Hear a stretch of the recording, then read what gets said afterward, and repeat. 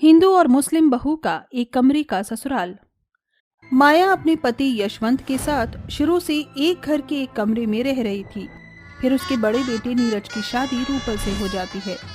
रूपल को भी ना चाहते हुए शुरू में परेशानी होती है, लेकिन वो भी ससुराल के एक कमरे में सास ससुर के साथ ही एडजस्ट हो जाती है। कुछ समय बाद छोटा भाई शुभम अपनी पसंद की मुस्लिम लड़की नीलोफर से शादी कर उसे घर की दहलीज पर ले आता है। मुस्लिम लड़की को बेटे के साथ हिजाब में देखकर सास माया बोलती है, ये मैं अपनी आंखों से क्या देख रही हूँ शुभम? क्या तूने सच में एक मुस्लिम लड़की से शादी कर ली है? और तू इतना बेशर्म हो गया है कि इसे इस चौखट पर ले आया। हाँ माँ, मैंने नीलोफर से शादी कर ली है क्योंकि हम दोनों एक दूसरे से बहुत प्यार करते हैं और अलग रह नहीं सकते थे। यहाँ कदम बढ़ाने में मुझे बहुत तकलीफ हुई, पर माँ मेरे पास इस घर के अलावा और कोई और जगह नहीं है। आपको नीलोफर को अपनाना ही होगा माँ। अरे बदतमीज, शर्म नहीं आती अपने बाप के सामने ऐसी बातें करते हुए? भूल गए इस घर की मर्यादा? हम हिंदू हैं और तूने मुस्लिम लड़की से शादी कर ली, समाज हम पर थूकेगा। अब्बूजान, ये तो बाद में इंसानों ने हिंदू मुस्लिम सिख ईसाई का नारा लगाया है, वरना पहले सब एक ही मजहब के थे। खैर, आप मुझे एक मौका दीजिए, मैं बिल्कुल रूपल बाजी की तरह बनकर दिखाऊंगी और आपको किसी बात का गिला शिकवा नहीं होने दूंगी। तुम मेरे बारे में जानती ही क्या हो कि मैं किस तरह रही हूँ इस एक कमरे के ससुराल में। माँ, पिताजी, भैया भाभी, प्लीज नीलोफर और मुझे एक मौका दीजिए जिससे हम अपने रिश्ते को साबित कर पाए। प्लीज, नीलोफर बहुत अच्छी लड़की है। पता नहीं अब इस घर में क्या क्या देखना पड़ेगा। एक छत के नीचे मुस्लिम बहू भी रहेगी अब हमारे साथ। ठीक है शुभम, अपनी बेगम को बता दे, ससुराल में एक ही कमरा है और इसे एक कोने में रहना होगा। ले जा इसे वहां। क्या सिर्फ यही एक कमरा है? मतलब यही रसोई, बाथरूम और सोने की जगह है? कोई बात नहीं शुभम, मैं एडजस्ट करने के लिए तैयार हूँ, जैसे बड़ी जेठानी जी ने किया है। ये सुनकर ना चाहते हुए भी माया अपनी मुस्लिम बहू का गृह प्रवेश कर घर में ले आती है, जहाँ उसे अपना अटैची रखने की भी जगह नहीं मिलती। शुभम, मैं इसे इतनी देर से रखने की कोशिश कर रही हूँ, लेकिन यहाँ जगह बन नहीं पा रही। जगह बहुत कम है। जगह तो बहुत कम हो ही जाएगी क्योंकि पहले 5 जने रहते थे, अब 6 जने रहेंगे। ये लो, मैंने इस कोने में तुम्हारा सामान रख दिया है, अब तुम यहीं से निकालना हमेशा। शुभम, मुझे थोड़ा अजीब सा लग रहा है। वो क्या है ना, एक ही कमरे में अम्मी, अब्बू और भाईजान भाभी हैं, इन सबके सामने यही सोना पड़ेगा। वो तो है, तुम फिक्र मत करो, मैंने पर्दा लगा दिया है। इस तरह से वो अपने शौहर के साथ सो जाती है, मगर मच्छरों में उसे नींद कहाँ आती है। फिर जैसे ही नींद आती है तो माया जोर जोर से खर्राटे लेने लगती है, जिस आवाज को सुनकर रूपल कहती है, ओफो, कितने साल हो गए माँ जी का खर्राटे लगाकर सोना बंद नहीं हुआ। पता नहीं मेरी मुस्लिम देवरानी का क्या हाल हो रहा होगा। सोई या नहीं, मुझे तो बेचारी की आवाज ही नहीं आ रही। अरे क्या खुसफुस कर रही हो? सो जाओ ना। शुभम, मुझे नींद नहीं आ रही, बहुत शोर मच रहा है। नीलोफर मैं कुछ नहीं कर सकता, हाथ डाल लो। पति की बात सुन नीलोफर सोने की कोशिश करती है। इतने में ससुर नींद में गाने लगते हैं।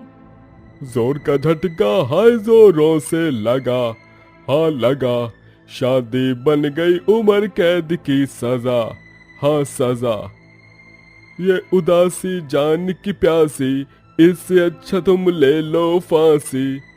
या अल्लाह, शुभम, ये अब्बूजान रात में इंडियन आइडल का ऑडिशन दे रहे हैं क्या? वैसे ही नींद नहीं आ रही हमें। अरे बेगम साहिबा, सो जाइए म्यूजिक सुनते सुनते। शौहर की बात मान नीलोफर गाने सुनते हुए सो जाती है। नींद पूरी होती नहीं है, उसे पहले 5 बजे उठकर नीलोफर नमाज पढ़ने लगती है कि तभी बड़ी बहू भी जल्दी उठकर घंटी बजाकर पूजा करने लगती है। जय गणेश जय गणेश जय गणेश देवा, माता जाकी पार्वती पिता महादेवा। वहीं आरती की आवाज सुन माया भी उठ जाती है और देखती है कि उसकी दोनों बहू एक समय पर पूजा कर रही हैं, पर मुस्लिम बहू को देखकर आंखें बड़ी कर लेती है। तभी नीलोफर नमाज से उठती है तो सास को देखकर कहती है, अम्मी जान प्रणाम, अस्तगफिरुल्लाह। नमाज पढ़ने में आज परेशानी आई बाजी। आज इतनी तेज की घंटी क्यों बजा रही थी? और इतनी जल्दी पूजा तो होती नहीं है। क्या जरूरत थी आपको इस समय उठने की? अच्छा, तो अब तुम बताओगी कि हमें पूजा कब करनी है? हमारा यही समय है। तुम्हारी तरह 5 बार भगवान को याद करने की जरूरत नहीं पड़ती। बाजी, भगवान को 5 बार याद करो या 10 बार, फर्क ये पड़ता है कि हमने अल्लाह को कब कब याद किया। खैर अम्मी जान, हम पहली रसोई में क्या बनाए? मुझे तेरे हाथ से कुछ भी नहीं खाना, और तू हमारे चूल्हे को अपवित्र करेगी। मांस मच्छी से तो तेरा पेट भरता होगा। अम्मी जान, आप फिक्र ना करें, हम मांसाहारी खाना नहीं बनाएंगे। हम अब से शाकाहारी ही हैं। मैंने जो बोल दिया सो बोल दिया। तू अपने लिए अलग चूल्हा बना ले और उसी पर खाना बनाना। माया की कठोर बात सुन नीलोफर नया चूल्हा बना लेती है। उसके लिए चूल्हा और छोटे से घर में रहना सब नया था, जहां वो सबका दिल जीतने के लिए कोशिश कर रही थी। चूल्हे पर खाना बनाकर जब वो शुभम को खिलाती है तो सास और बाकी जनों का भी उसके हाथ के बने खाने की खुशबू सूंघकर खाना खाने का मन करता है।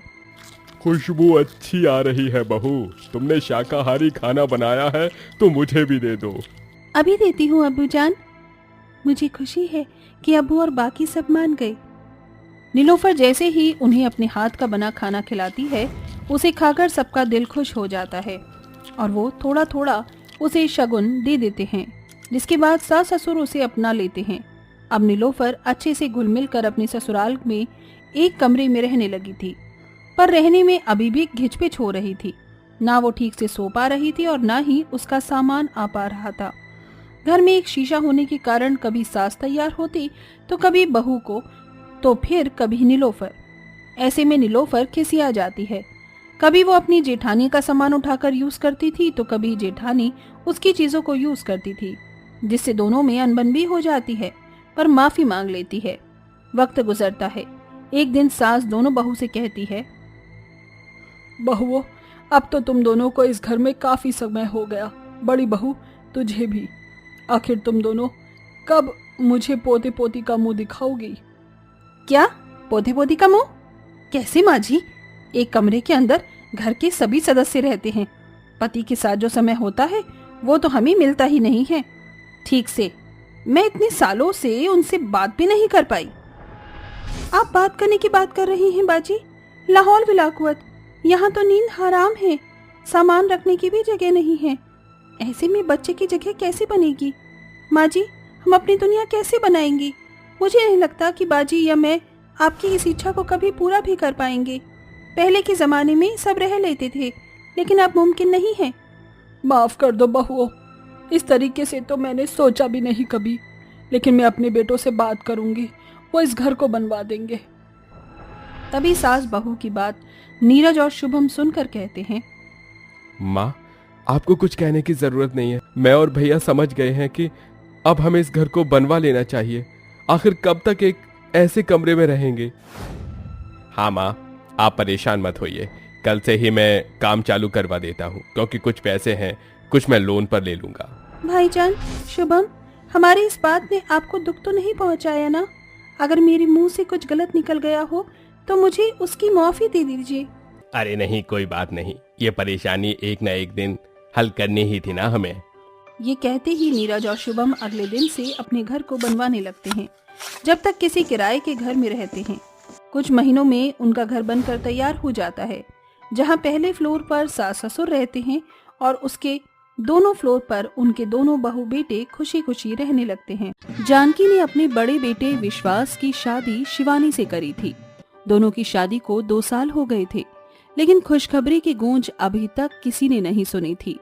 इसीलिए अब वो अपने छोटे बेटे शौर्य की शादी करने की बात कर रही थी। इतने में शौर्य आकर कहता है, माँ, आपको मेरी शादी करवानी है तो करवा दो, क्योंकि मैंने आपकी बहू को ढूंढ लिया है। वो बहुत अच्छी है और मॉडर्न है। हाँ, आपके थोड़े ख्यालात उससे मिलेंगे नहीं, लेकिन समय के साथ सब अच्छा हो जाएगा। अच्छा देवर जी, आप तो बड़े चंट निकले। जरा हमें भी तो दिखाइए हमारी देवरानी कैसी है। अगर अच्छी नहीं हुई तो नहीं करवाऊंगी। ये सुनकर शौर्य अपनी माँ को गर्लफ्रेंड अनामिका की फोटो दिखाता है, जिसे देखकर जानकी कहती है, हाय मैं मर जावा, बहुत सोनी है मेरी बहू। चल ठीक है, मैं तेरी शादी इसी से ही करवाऊंगी। सच्ची माँ? सच्ची? ये बल्ले बल्ले। माँ जी ने स्वीकार कर लिया। लो चली मैं अपने देवर की बारात लेके, लो चली मैं, ना बैंड बाजा ना ही बराती, खुशियों की सौगात लेके लो चली मैं। सभी खुशी से झूमने लगते हैं कि कुछ दिन बाद जानकी पंडित जी से शुभ मुहूर्त निकलवाकर अपने बेटे शौर्य की शादी उसकी पसंदीदा लड़की अनामिका से करवा देती है।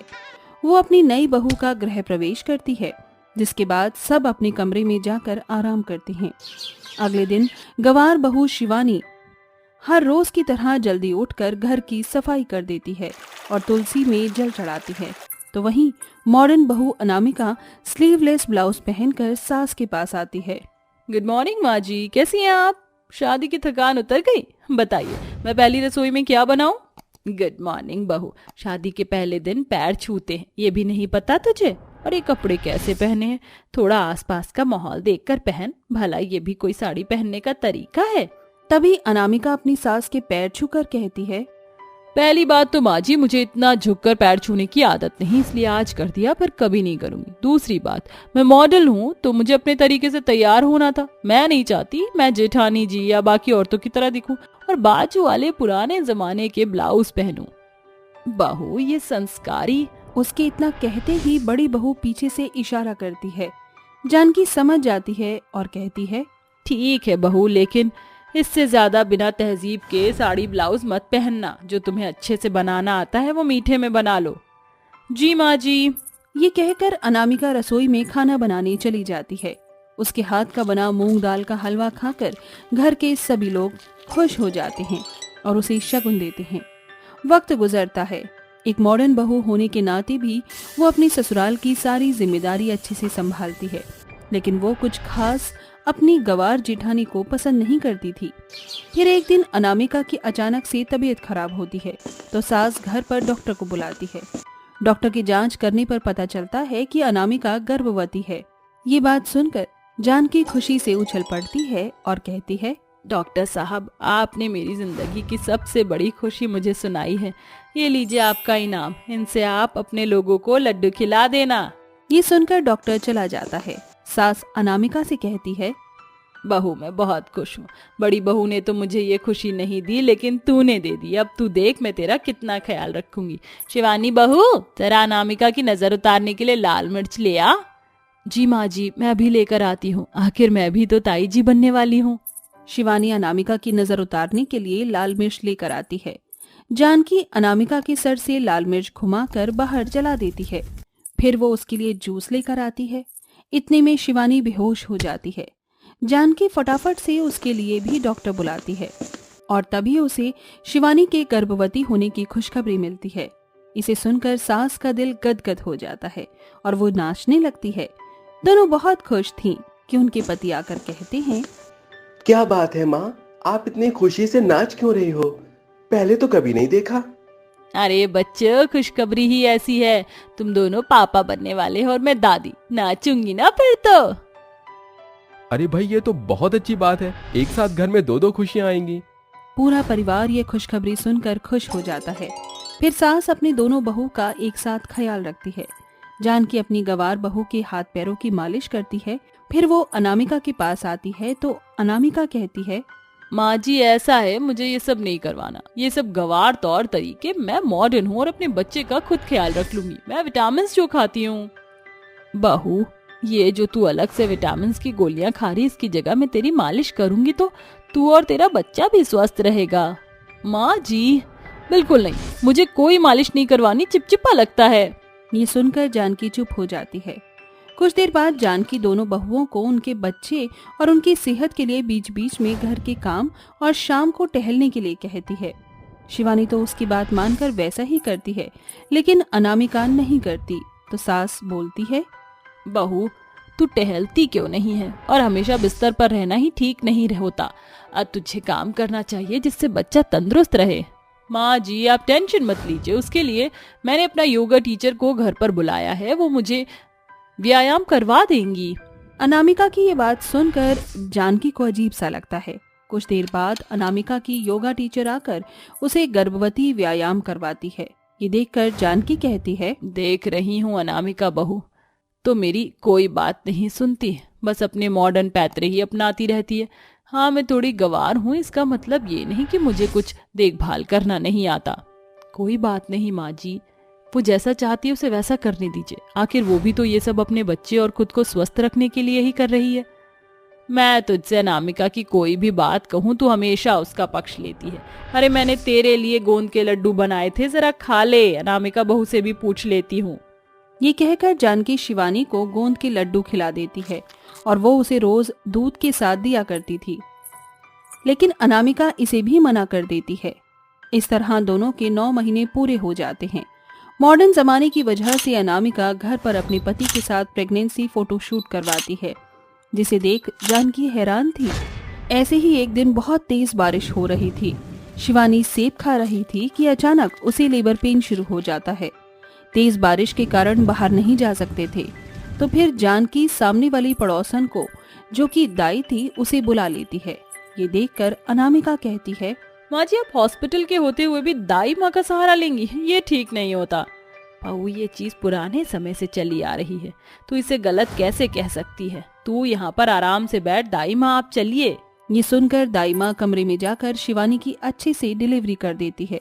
उसे बेटा पैदा होता है। ये देख जानकी की आंखों में आंसू आ जाते हैं। वहीं दूसरी ओर अनामिका को भी लेबर पेन होने लगता है और वो कहती है, माँ जी, मुझे जल्दी से हॉस्पिटल लेकर चलिए। बहू, ऐसी हालात में तेरा बाहर जाना ठीक नहीं है। देख, तेरी जेठानी के भी बच्चा अच्छे से हो गया। नहीं माँ जी, मुझे पुराने तरीकों पर भरोसा नहीं, मुझे हॉस्पिटल ही जाना है। शौर्य बेटा, तेरी बीवी नहीं सुनेगी, जल्दी से हॉस्पिटल चल, गाड़ी निकाल। ये सुनकर शौर्य अपनी पत्नी और माँ को हॉस्पिटल ले जाता है, जहाँ डॉक्टर अनामिका की क्रिटिकल कंडीशन देखकर सी सेक्शन कर देते हैं। अनामिका को बेटी होती है, उसे बहुत दर्द होता है, जिस वजह से 3-4 दिन बाद डिस्चार्ज होकर अनामिका घर पर आती है। तभी हाथों में बच्चा लिए जेठानी उसके पास आती है और जानकी अपने हाथ से अनामिका को सूप पिलाकर कहती है, बुरा मत मानियो बहू, लेकिन मैं तेरे भले के लिए ही कह रही थी। तू अपने मॉडल तरीके से बच्चे को जन्म देना चाहती थी, इस वजह से तुझे कितने स्टिचेस आए हैं। डॉक्टर को तो पैसा बनाने का काम होता है, उन्हें ये थोड़ी पता है कि माँ को कितना दर्द सहना पड़ता है। ये दर्द तुझे 2-3 महीने रहेगा। अगर मेरी बात मानती तो दाई माँ तेरी नॉर्मल डिलीवरी करा देती। बड़ी बहू को देख, 5 दिन में ही अपना बच्चा लेकर खड़ी है और तू ज्यादा हिलडुल भी नहीं सकती। माँ जी, आपकी बात मैं अच्छे से समझ गई और मुझे पछतावा हो रहा है कि क्यों मैंने आपकी बात नहीं मानी। मुझे माफ कर दीजिए माँ जी। कोई बात नहीं बहू, अगर बड़े बुजुर्ग कोई बात कहते हैं तो वो अपने बच्चों के हित के लिए कहते हैं, ये हमेशा याद रखना। इस तरह अनामिका मॉडर्न तरीके छोड़कर अपनी सास की कही बातें मानने लगती है और सबके साथ खुशी खुशी रहने लगती है।